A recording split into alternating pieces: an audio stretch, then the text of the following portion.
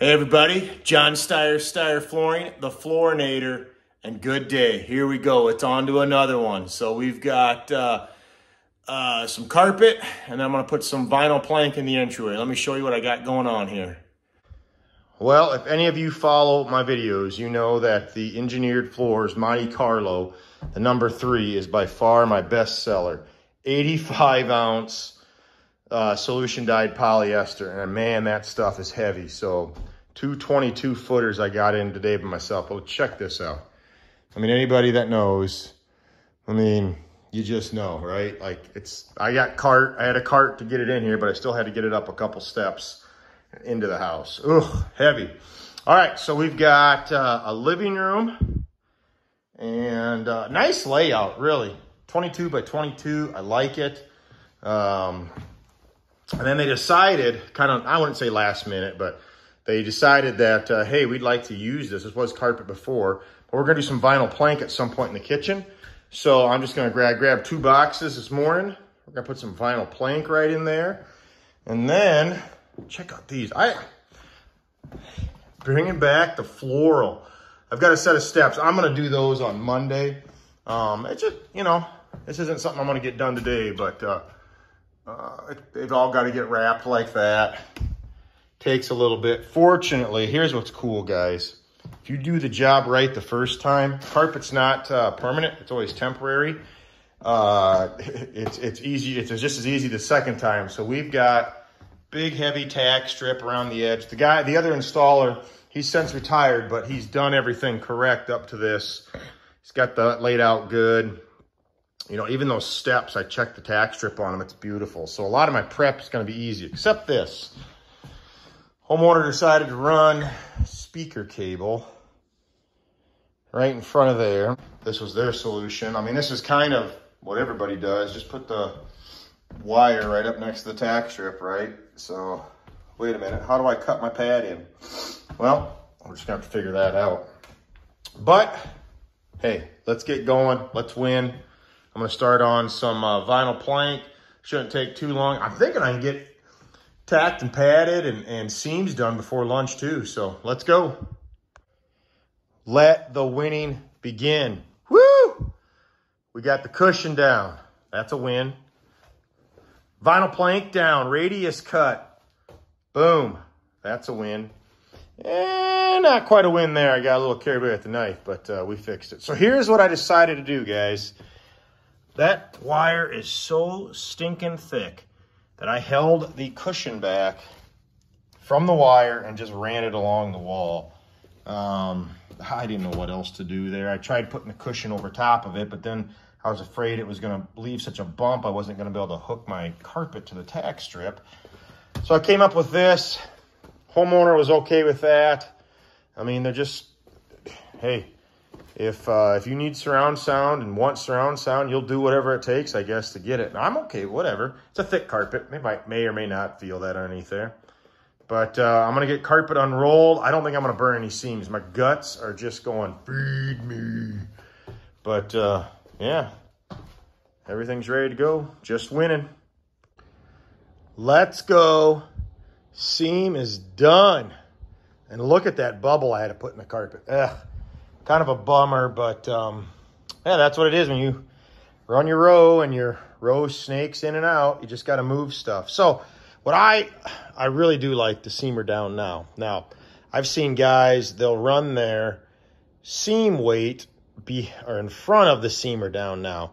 On something this heavy where I got to move it around a lot, that seamer down now will lock it in, but when I move it, everything behind there, that's got a chance to move. So what I like to do is run the seam weight behind my seamer down now on these heavier pieces of carpet just to help hold it when I'm moving it. So here's the plan.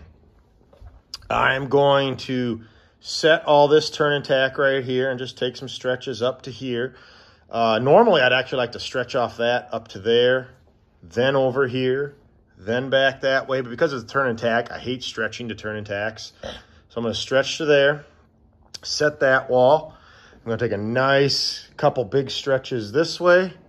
I'm going to set all this And look at that, I got to stretch off that thing and then stretch everything up into there. So yeah, let's get after it. Well, darn it, that ain't gonna work because some bonehead forgot to throw in his big 2x6 this morning. So I'm gonna have to stretch everything up to that. I'm gonna have to stretch up to the turn and tack here. So I am going to, I'm actually gonna set this and just kind of just take a light pull there just so I can get a set across this, come across here,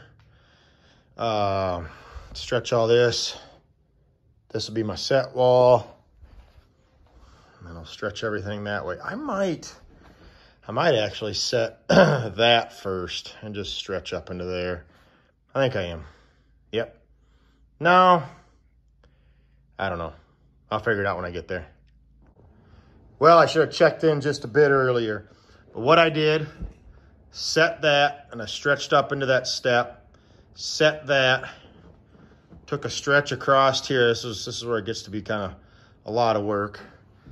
And then it's because I had a little wrinkle right here. I wanted to pull that out. Once I got that out, turned around, stretched a couple light stretches up into there, set that, and then finished stretching everything that way. So now I got this all set over here, and I'm gonna stretch up right there. I want to show you the power of a power stretcher. That ridge was all the way across there. And look, just that one stretch, I've moved the carpet all the way out to here. Buddy, you ain't doing that with no knee kicker, okay?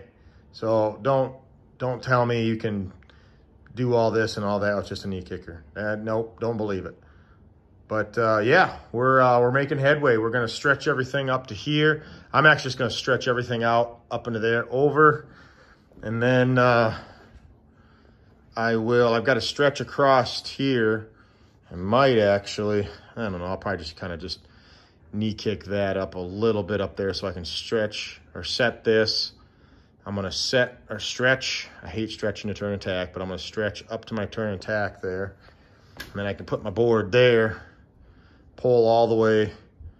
I'll start right there and then just continue that way. So stay tuned. It's going to get better and better. Biggity bam. We're done. You guys want to check this out? Of course you do. Let me show you. Boom. 85 ounce carpet stretched in. Done. I got the steps on Monday, but whew. Guys, I'm going to tell you this right now. If you were not charging more money to install this heavy carpet, I'm going to say anything over 60 ounce, start right now. It beats you up. It's tough to work with. Oh man, you know, I'm here today. I don't know what's a 12 by 44. What's that come out to for square yards? But I am just whipped. But let's just look at a couple things that we pointed out at the beginning. The wires. I mean, this carpet is just so thick. Maybe down in the future there'll be a little bit like of a, here, watch my finger here, guys, like a little like a little channel. I don't know, you know, time will tell. And then right here I ran that wire underneath the carpet. I took my feet off. Geez, no, I did not.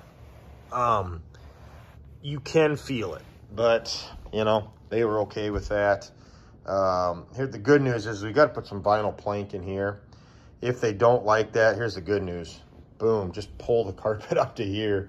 And what we can do is we can cut into that wood. Because I got to re-stretch that carpet up to the vinyl tile anyways. So there it is, all done, my Friday.